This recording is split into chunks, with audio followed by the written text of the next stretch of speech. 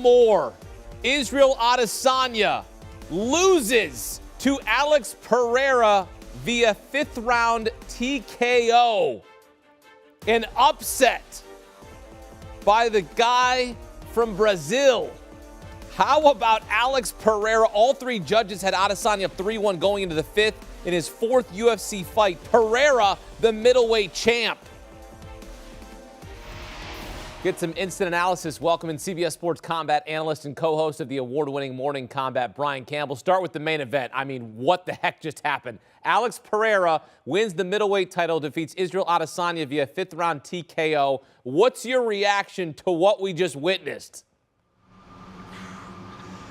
This sport is so insane and so crazy. We just saw Leon Edwards win the welterweight title in the fifth round this summer by head-kicking Kamaru Usman. Now you see this, and we never doubted the power of Pereira coming in. We just questioned the distribution system and whether he would be able to offset his lack of experience, specifically in MMA, in just his 8th pro fight.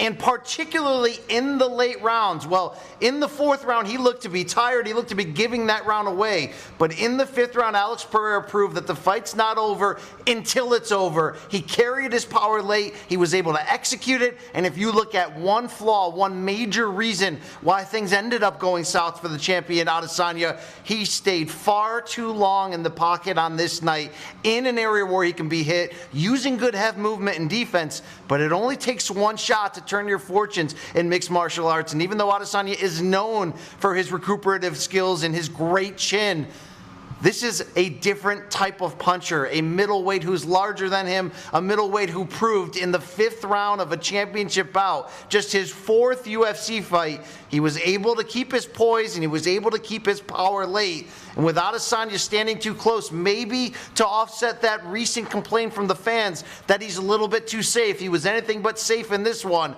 But power wins out. Poatan is the nickname that's loosely translated to hands of stone in Portuguese. Now you know why the Brazilian slugger is for real. Yeah, his coach and training partner, Glover Teixeira, said that he hits so hard. He's trained with heavyweights, of course, but no one has power like Alex, end quote. And we saw that power on display. However, all three judges had Adesanya up 3-1 going into the 5th, including your scorecard as well. What did you make of the 4th round of Pereira, perhaps setting himself up for that 5th round? Yeah, it looked like he was either gassing out or, like you just teased you, was he saving whatever he had left for one final push? There was a point at the midway point of the 5th round when you looked at the success that Adesanya had on the ground, which is not his strong suit, but in this matchup against somebody with such little MMA experience, a striker, a kickboxing background in Pereira, you would have wondered if Adesanya was one successful takedown in round 5 away from winning this fight going away. He doesn't shoot. He doesn't get it. Like I mentioned, he stayed in the pocket too long. And Pereira came out firing. He had enough energy to land what he needed to, which was that one big left hook to turn the fortunes and a barrage of punches afterwards. If you're Adesanya, you're going to kick yourself. Not only that there were certain points in this fight where you were able to control by taking Pereira down, but that in the moment when it mattered, Adesanya was looking to be a bit too offensive, standing too close with his back to the fence against somebody with this power.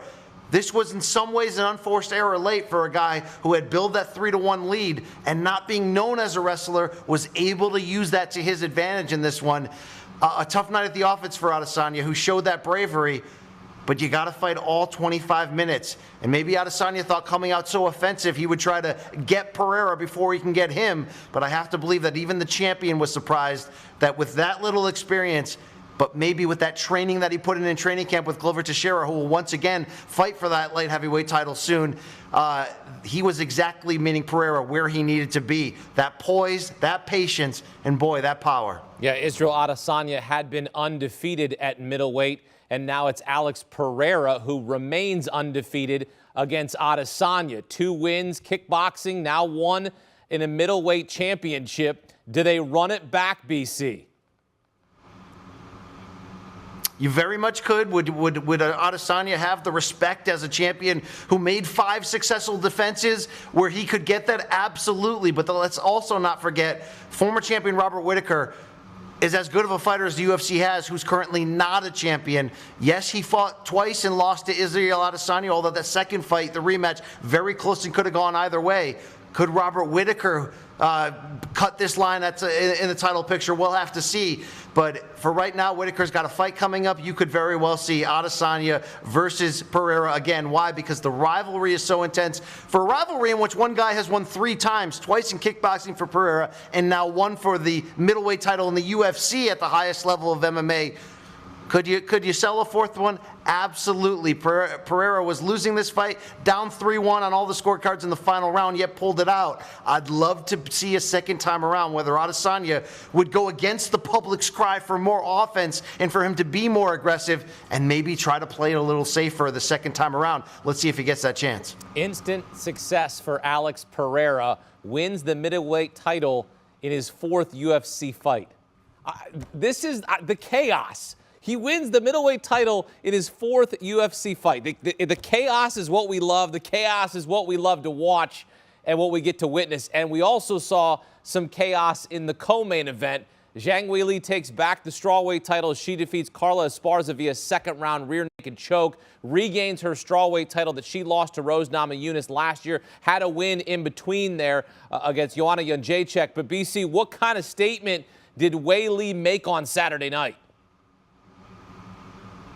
Just that what she's become since her loss, losing the title via head kick knockout to Rose Namajunas in their first bout, what she's become since then is rounding out her game and becoming a well-rounded fighter. So first it was adding the wrestling that she used in a competitive loss to Rose in that rematch, but now you're seeing the spinning attacks as a striker, and more specific to this matchup against Carla Esparza, the jiu-jitsu. If you're telling me someone as aggressive and deadly as a knockout artist as Zhang Weili can now add these elements where she's not just average on the ground, she's able to go out there against such a strong wrestler in Esparza, take her back, make the transitions, and get a dominant finish.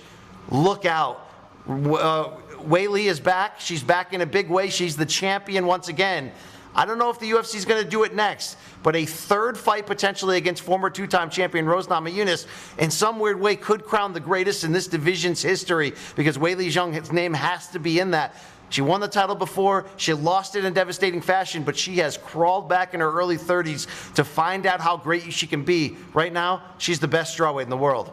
She regains the title, but the story of the night is Alex Pereira taking the middleweight title from Israel Adesanya, now 3-0 against Adesanya in their careers, as a couple kickboxing fight wins and now the biggest win of his career as he wins the middleweight strap at UFC 281 at MSG. BC breaking down for us here on CBS Sports HQ. BC, thanks. Great stuff as always there from Brian Campbell. And hey, for all things combat, check out Morning Combat, the award-winning Morning Combat. It's the podcast for the people. Luke Thomas, Brian Campbell. You can watch the series on YouTube. Scan the QR code there on your screen. You can also listen to the podcast on Apple and Spotify. Morning Combat. Download and subscribe today. Do you want a sports network that delivers everything that matters about the game? The highlights, the picks, the instant analysis. No yelling, no fake debates, no politics. Hit the subscribe button and never miss a moment.